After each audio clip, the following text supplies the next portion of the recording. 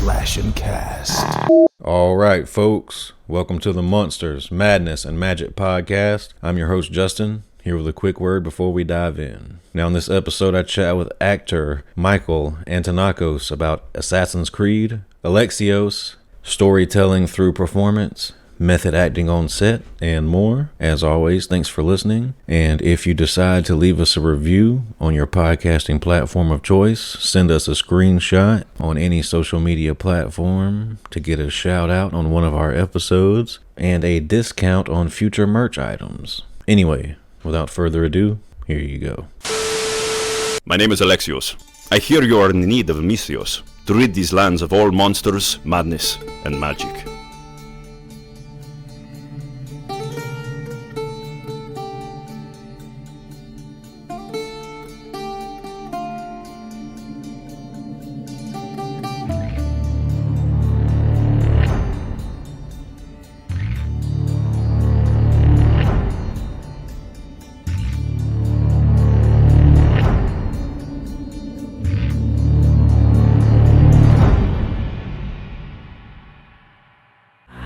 Greetings, boils and ghouls. This is your comrade, the Crypt Keeper here, reporting dead from the sanctuary of the strange.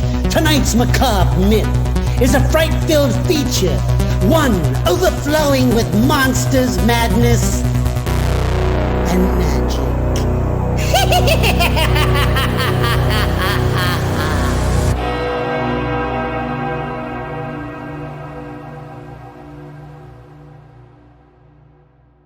Just to get us started here, Michael, take us back in time to when you were a kid. You know, were you a book reader, fort builder, troublemaker, or all of the above?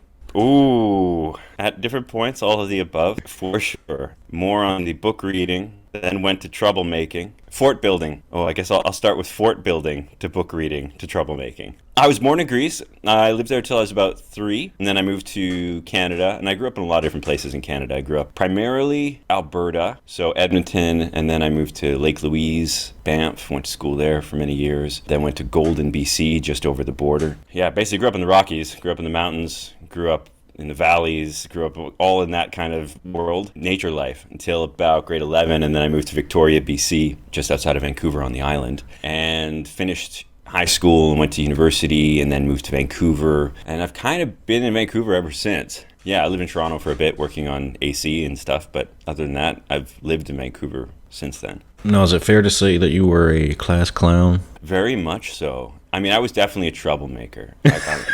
But I was just weird in between. Like, I was the guy who I would do the morning announcements in my school. I was all part of, like, the top groups in the school that you would do things. And I did all these really great things. And then I would do something just what teachers would consider awful.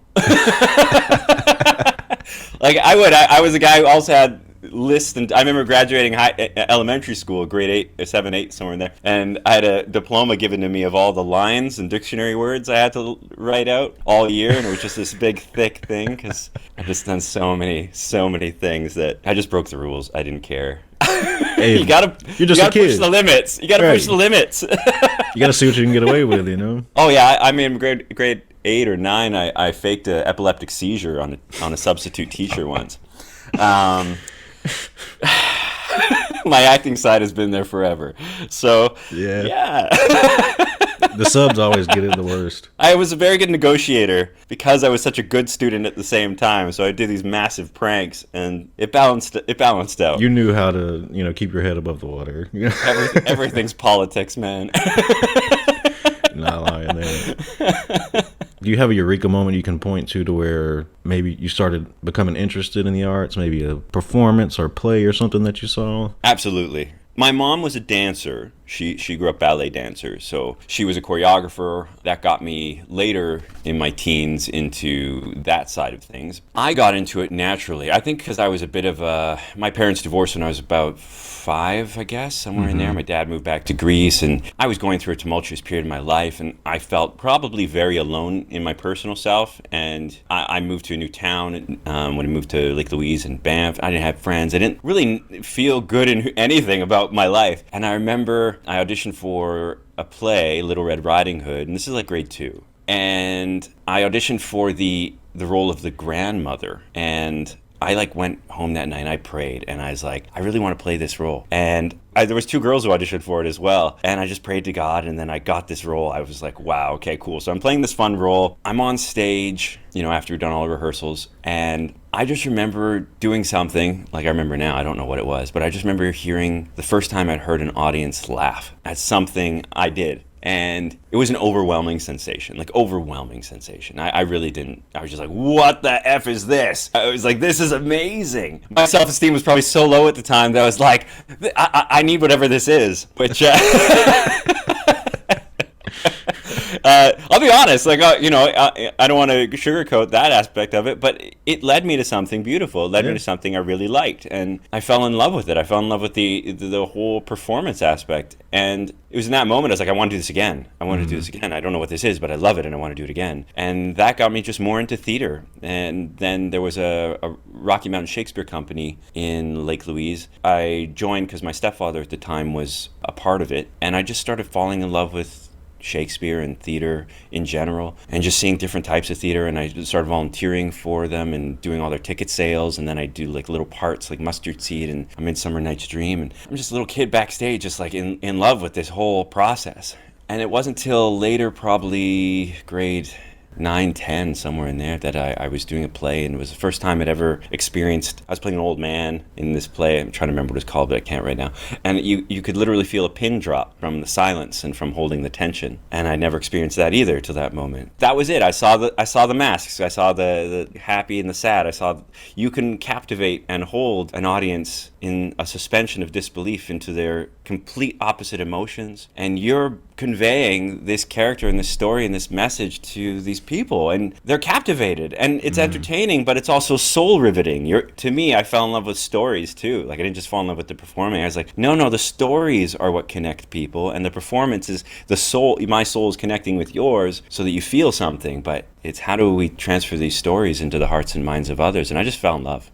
Grade 10, I was producing Hamlet on my own. I was full bore. And then I got into dancing and singing, musical theater. I just went right at it every way I could. So that first play was my biggest spark. And then I just continued to grow and evolve and learn more and more and more. And then I went to university for a bit, and I'd already been doing musicals for a few years at that point, fell in love. And then I moved to Vancouver. I was like, I'm going to try this out. I'm going to go for it. I'm going to give it a shot and go into film and TV. Took a while. Took me a long time. And then I just randomly fell into video games and voiceover work by an audition back in 2002. That changed my whole trajectory in video games. Kind of changed everything for me. I loved it. When it comes to musicals and a traditional play, say you just have free range, which one do you prefer? So many venues to acting. Because you've got musical theater, but then you've got proscenium, you've got black box, you got all these different styles of performing in theater. And then you transfer to video games, which is kind of a fusion between theater and film. And then you've got TV, which is like standing talking head world. I mean that sarcastically, but there's the generality of it. And then you've got, voiceover and all these other elements, even in the voiceover world themselves. So there's different types of theater. I think there's nothing like a live audience to whatever you're doing. There's nothing like it because you're feeding off each other. Do you still perform on stage? When I can. I haven't in a few years just because life has been interesting. The theaters were shut down for a couple of years. I was doing video games for quite a few years straight, so I didn't have the ability or time because it's all scheduling and you need to do rehearsals for 6 to 8 weeks. And so I would like to do some theater again soon, but it's been a while. And I'd say motion capture is kind of this happy medium for me, or performance capture, because it still feels like I'm playing like I'm in Theaterland. A lot of imagination and physical performance, and it's very fun in the volume, but it's probably my favorite way to perform, actually, because I don't have to think about anything. I really don't. All I think about is my performance. I don't have to think about others as far as the audience and how I'm standing as much. I'm really captivated into, I just don a character with my skin and think about it the same as I would a puppet on stage. I don't have to think about how I look. That's really what it is. I don't have to think about how I look. I just perform how I feel. And so there's something very freeing in that. You're the third person in as many weeks to say the exact same thing about motion capture. I spoke with Roger Clark and Ben Davis. They were Red Dead Redemption 2. Yeah, those guys. Both theater guys said the same exact thing that you just said, that motion capture is a happy medium of theater and screen, and it just feels freeing, and that they prefer to work that way now since they're spoiled. Yeah, you're in a skin-tight bodysuit, and you're like, this is the best day ever. It really is. It's an actor's playground. It's like being back in the black box or being in the imagination land of your mind with other people, just creating worlds. And I think that to me is the real art of it. If you're on stage, is it different than if you would be on screen? Would you approach Yes. the role differently? I don't approach the role differently. I don't approach the homework differently as far as the character, the intention, the paper, like writing down what's going on. All of that stuff and me connecting with another person, none of that changes. How it changes for me is, someone said this a long time ago to me, and I always loved it, but is distance. It's the distance from, I always think about who's viewing it, and I always consider that. I never make it about just me. I'm always like the audience. So what audience is viewing it? And so because I'm right in this camera, I know people aren't going to see me, but because I'm in a close-up shot, I'm not going to show you everything else. I only need to show you my eyes and my thoughts. But once you're full-bodied and you see my whole being, well, I want to show you more with my physical performance. And so my body will tell you a story more on the stage because you're going to see my whole body performing, and you won't be able to see what's going on behind my eyes only. I do consider all of those things, and so your physical performance is a little bit more freeing. But you still have to consider,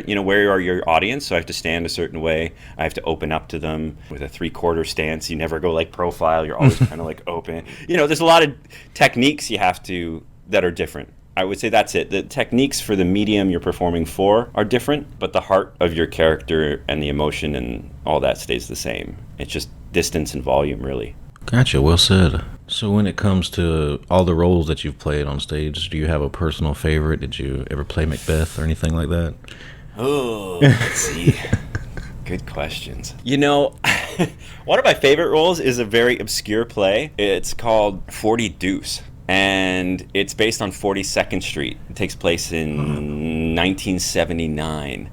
And it's about young male prostitutes in that time and drugs. And it's a really hard world. It's a really tough world for them. And my little brother had passed away a few years prior to that play. And I remember getting it, and he'd gone through some drug issues. And I just remember reading it, and I was like, you know what, I'm going to do this. And I want to do it not because he had this life exactly, because it wasn't, but there was an element of it, of that tough road. And I saw that, and I wanted to feel that, and I wanted to honor that part of his life, that he had a tough road. And so I did that role remembering that aspect of it. And it was a tough role. It was, you're going through drug overdosing, kids having to be prostituted, all this kind of stuff. And it was a very challenging role on the psyche, and still, to me, really impactful role in my life that I remember doing. And sometimes you got to do hard roles to feel stuff that you don't necessarily want to feel, but you do it because there's value in it, and it's important to not shut those emotions and feelings away, but to experience them so you're more humble.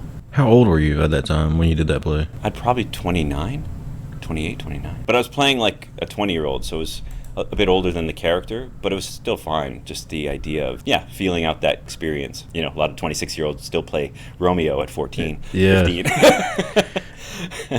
You just touched on like emotionally difficult roles. To a layman like myself, we always hear the term method acting thrown out there. What does that term mean to you, and do you employ it at all? I always say that I'm not like for or against anything. It depends on the role. It depends on what you're doing, and it depends on the production. I think method acting has value in certain circumstances. Do I think it works well in a comedy? No. I just don't. And I watch Man on the Moon, but Man on the Moon isn't a comedy. It's a documentary to Jim Carrey. Mm-hmm. It's a literal. And it's his idol. So it was Jim Carrey's idol performing someone, and he's like, well, God, how do I perform my idol? Well, I think for him, what he did was to embody him as close as he could. And if that's what it took for him to get there, to feel the essence of the truth of, Andy Kaufman, then so be it. The work showed it. And in the end, that's the result it got. Can I judge it? Apart from that, I don't know.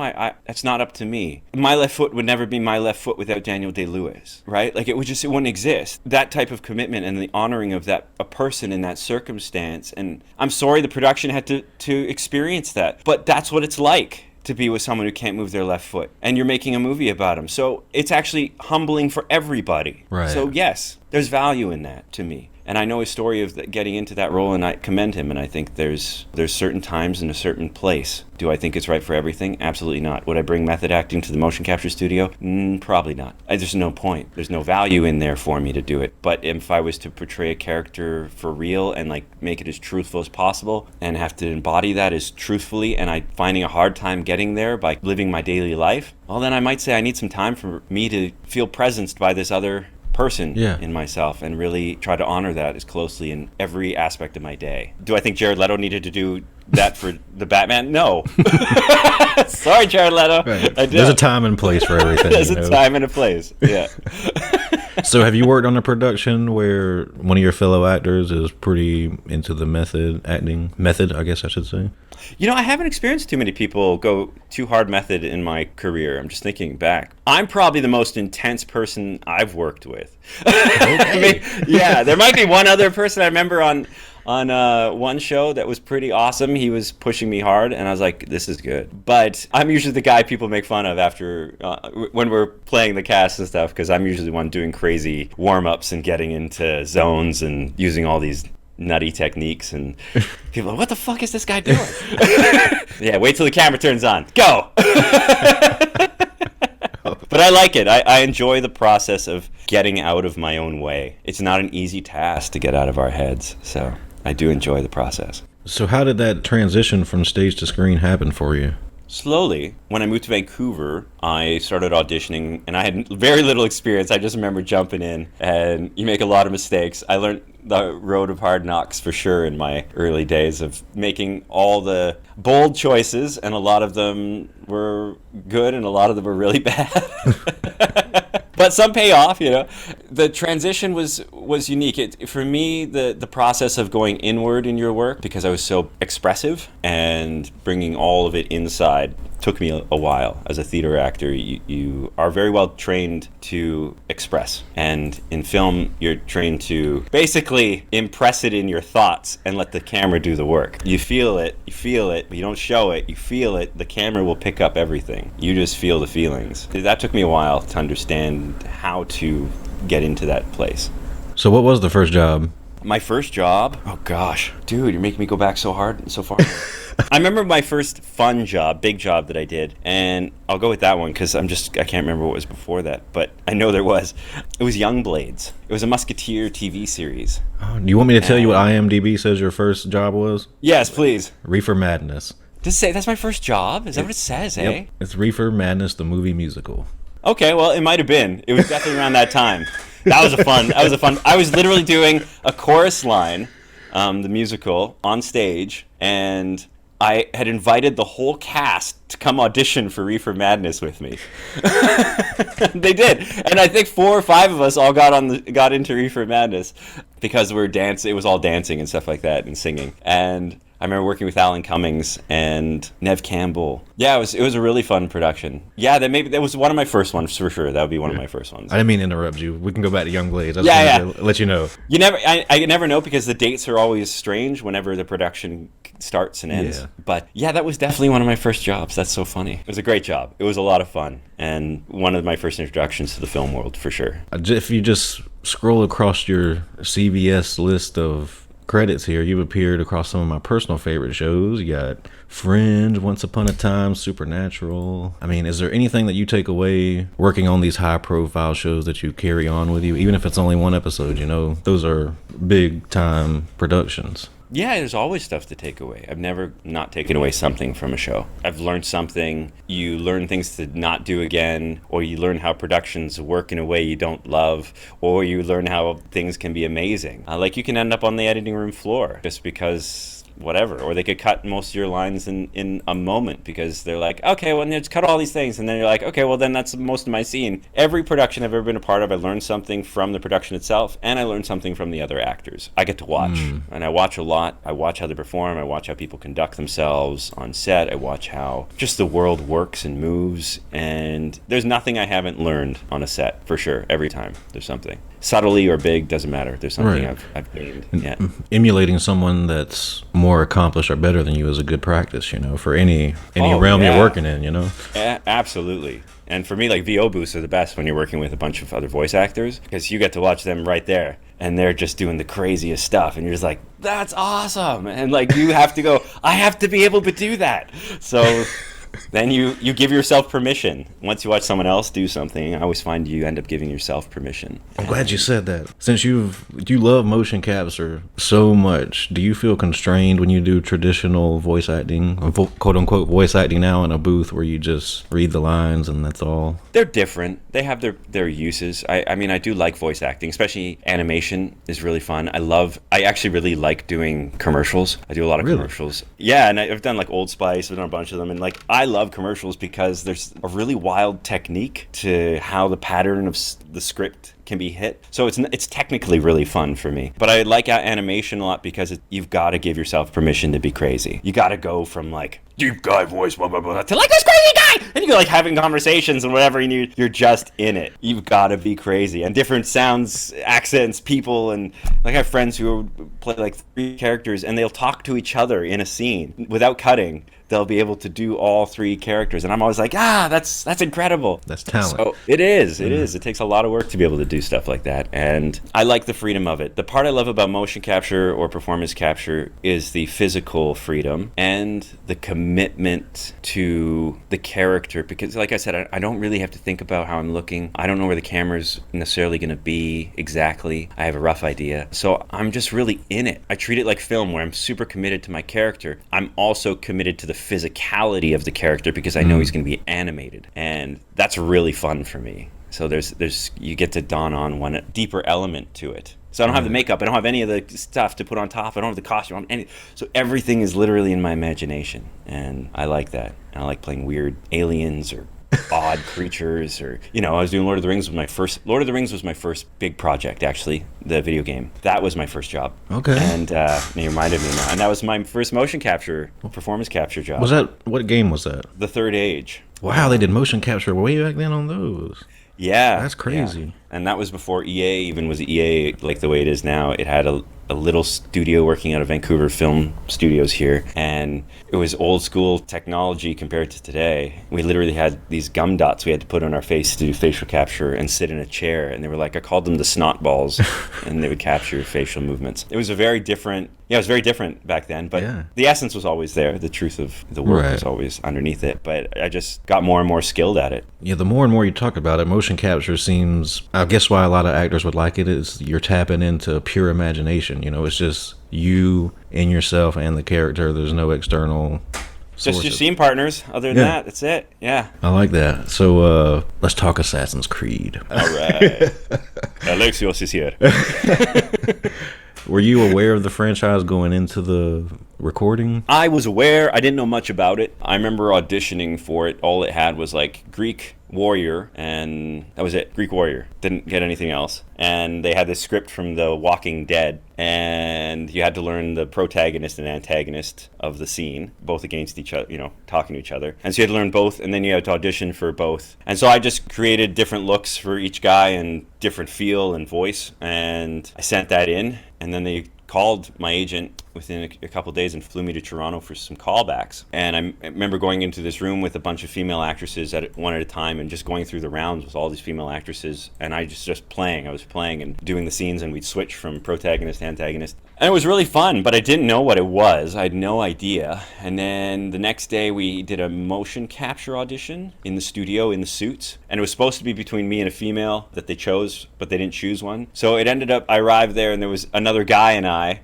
getting changed together, and I was like, hey, what are you auditioning for? And he's telling me, I was like, interesting. I was like, I wonder, no, they wouldn't do this. I wonder. Okay. So he and I have become really good friends. It was really fun. He hadn't done motion capture at the time, so I gave him a bunch of tips and pointers on like what to do, because I was like, I really want us to have a good experience rather than spending time learning how to do this. So I helped him out. We went in, we got all ready, and then they did exactly what I was like, no way. So we had an act off. It was him and I in the studio for the role pretty much. They had us going for, couple hours, I think, back and forth. Yeah, and they'd switch roles, switch sides of the room. You'd have to copy each other's recorded performances on a camera, and then you have to do all this stuff. It was wild. I remember leaving going, wow, that was crazy. I just had an act off with another actor with the same role.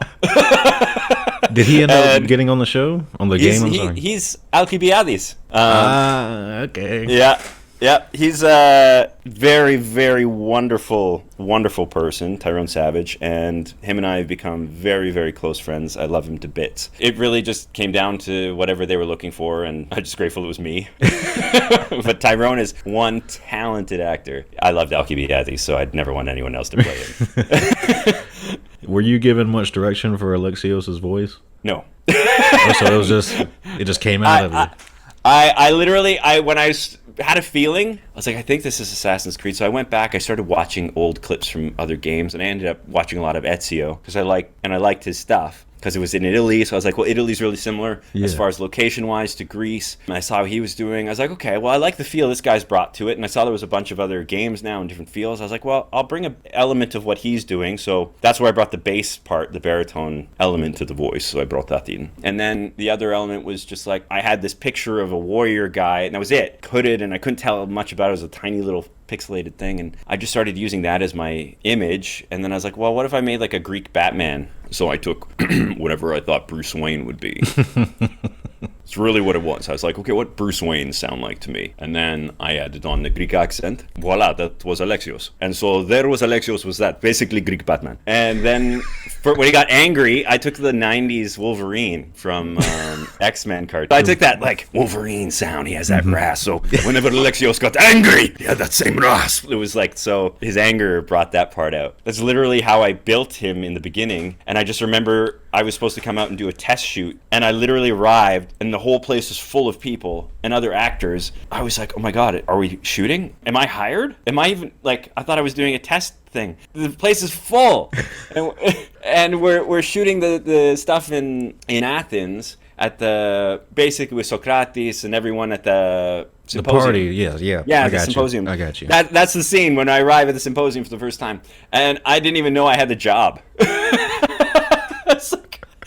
I'm like, oh, okay. And I remember just like, I guess I'm just whipping out this voice, and that's it. Okay, let's do it.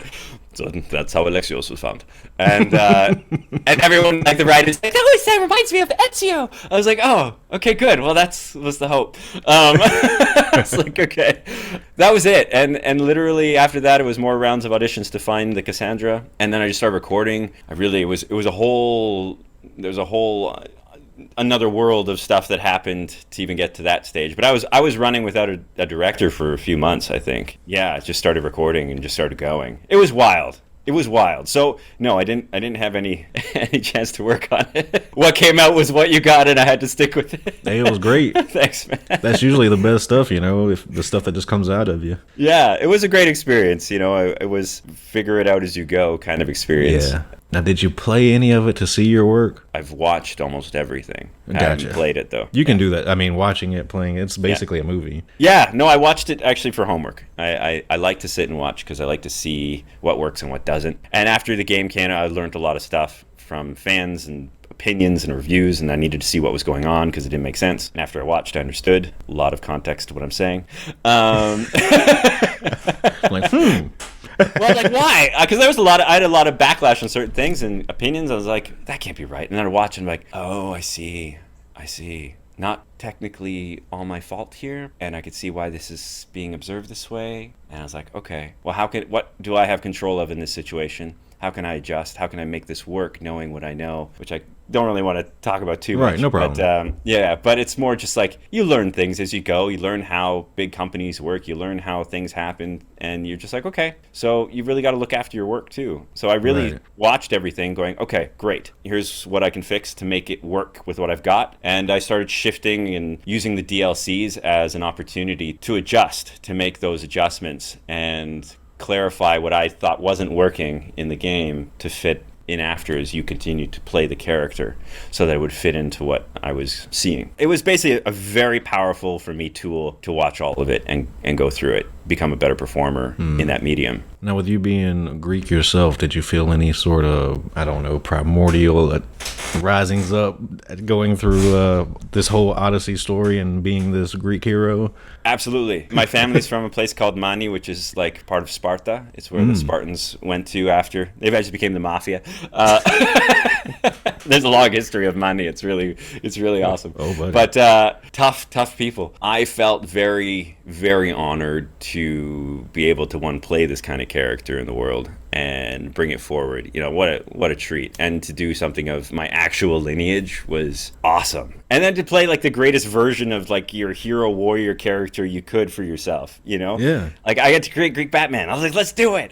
So for me, it was one of the best experiences I've ever had. Alexios is still one of my favorite characters I hold with me. Like I learned so much from playing that character, not just from the production side, but actually the character himself. And like if you said I went method, Alexios is probably the closest I felt that connection to, where I was like, when I open my mouth, I felt like I'm breathing him at points. Yeah, that's... By the time I was near the end of that game, I felt like him and there's no separation now. I feel like I understand him from childhood to adulthood and everything he's been through, and I just sympathize. I just jump into him. I'm like, there you are, let's go. Right. And I love him. I love him. And I took so many things from him and put it into my own life, which I have rarely done with characters. That's awesome. And when that connection is there between the actor and the character, we as the audience can tell, you know, and the performance is better. I hope so. I mean, if you liked it, I'm so grateful. Yeah, I loved it. I mean, I'm replaying it right now. That I have all my friends replaying it because it was recently on sale. Oh, sweet. Awesome. Yeah.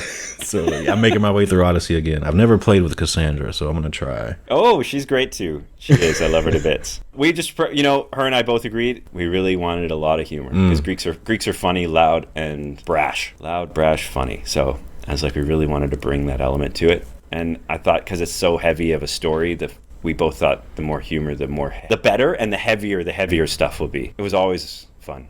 I don't know the actor's name off the top of my head, but another voice actor that's really great in that game, on top of Alexios, is Marcos. Like, I will try to emulate that voice to my friends. You know, Marcos? Yeah, Marcos. Oh. I'm not going to... Alexios! Whatever it is. Yeah, I love Marcos. It's just a great character. I wanted to kill Marcos. I can't blame Not the actor. Not the... I can't blame you. Yeah. He is a funny character, though. I love Barnabas. He was such a great actor, too. But also just, I loved that character. So, Michael, what is the best acting advice that you've received in your career? First thing that popped in my head was I was working at Eddie Bauer, and I was going to university, and I couldn't decide whether I wanted to continue to go to university or to pursue it professionally and leave university because I was kind of bored. I'd already done years of performance on plays and theater and musical theater and all these great, wonderful venues I'd had the opportunity in. University was very politically based. You couldn't even do a play in the first year. Yeah, so it was a lot of little things like that. And I was like, I remember one of the professors that came into Eddie Bauer, and we ended up chatting.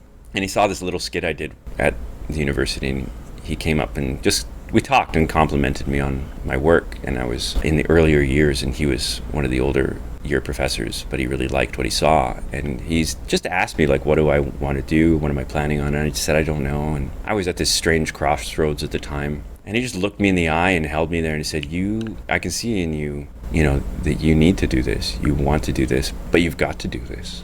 And whatever anyone else thinks about it, it doesn't matter. And he's just like holding me in this space in the middle of the store. Just basically, again, giving me full permission to take a risk bigger than I thought I deserved maybe at that time, or I believed at that time, or thought was possible.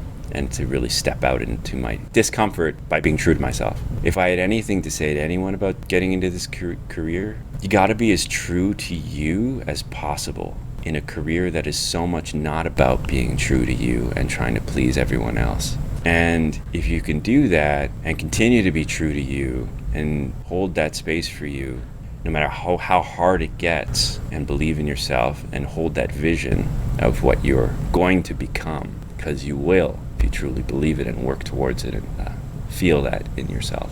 Nothing can stop you, just you. Well said. So, Michael, when you look back on your career, is there a specific role that was your most challenging, maybe one that kept you up at night, pulled your hair out over? Ooh, now you're making me want to go through my, resume. What was it?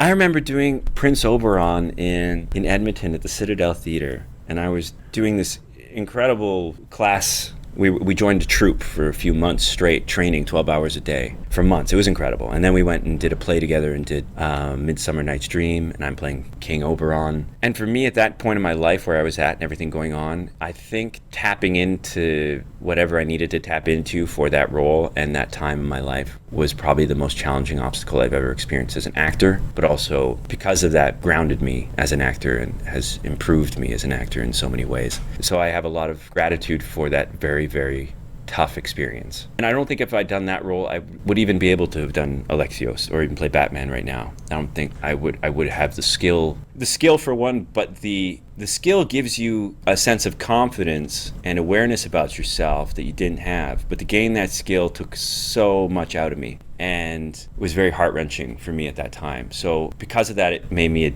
deeper person and a more aware person, not only of others, but myself. And by doing so, that allowed me the opportunity to exemplify that in my characters that I was performing for. How far along in your career were you when you played Oberon? You know what? That was right after I did that play I told you about, 40 Deuce. Oh, so back to back, you had some tough ones. I got hit with so many really challenging aspects within my life and performance and family and relation. Everything came into like this big crux of my life at that point, that two or 3 year period, and probably my most advanced school I got in my life at that time. Life school, acting, it was everything all at once. And Hard Knocks. it was a good Hard Knocks, yeah. That play, by the way, was originally played by Kevin Bacon in New York City. Yeah. A lot of people don't know that the character I played was the same one Kevin Bacon played, and I'm the second person to ever play it. Not a bad person to follow. No. I've been lucky. I'm the first Reggie in the Archie comics on a musical in the world as well. No one would know that. Yeah. Like, damn, man. That was way back in the day, but I'm technically the very first Reggie in the world for a musical play. And you're the only Alexios. And I'm the only Alexios. Malaka. Dude, I'm so happy I got to say Malaka so much. Like, I think of Malaka as Tony Montana says, I don't know if I can swear on here, but... You can swear, man. Go ahead. Okay. But it's basically, it says, Tony Montana says, fuck, I say Malaka. And I probably say it as much or more than he does in Scarface. Yeah. My wife knows when I'm playing Odyssey because I will just say Malaka. I'll stump my toe or something. Yeah, we made Malaka. It was a popular word, amongst people always, but it made it world famous. And I was like, yes! And to find so many different ways to say it. What a treat that was. You can fit it in anywhere. Oh yeah, look at a giant walking in a room. Malaka.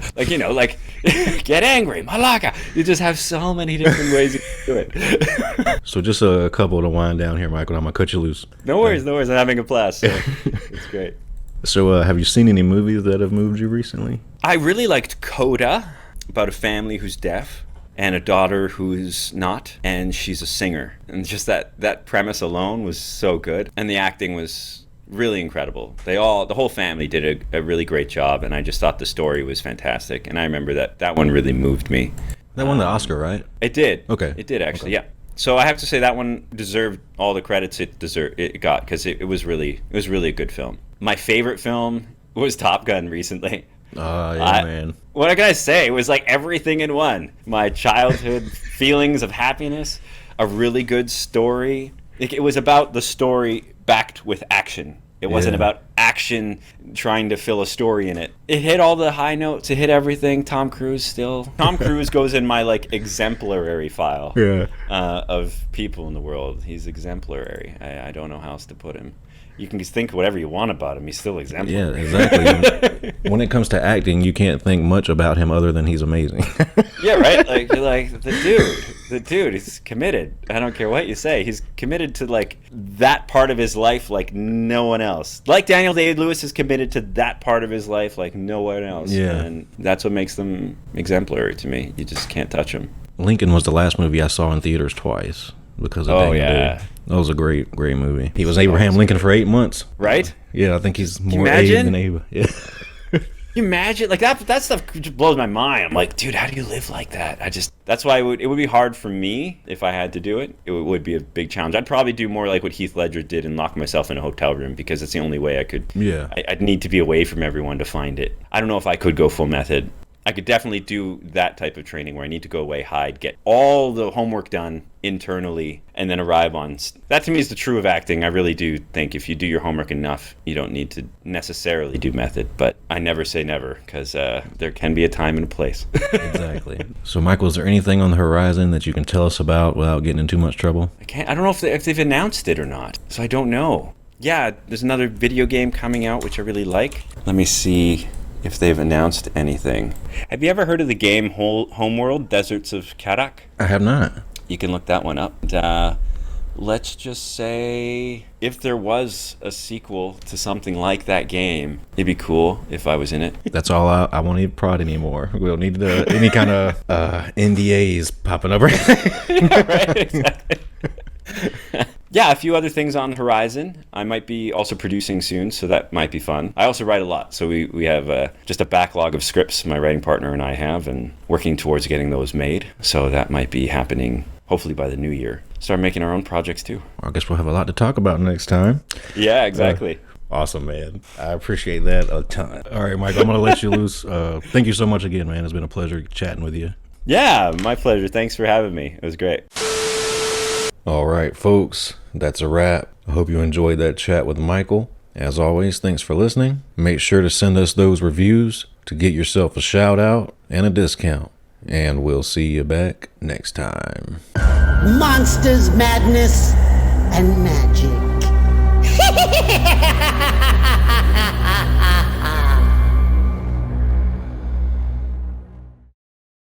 Welcome to the night. You think you know Night Demon? Then the Night Demon Heavy Metal Podcast is for you. Step into the darkness as we peel back the curtain to give you an unprecedented, all-access look into the mind and the heart of the demon.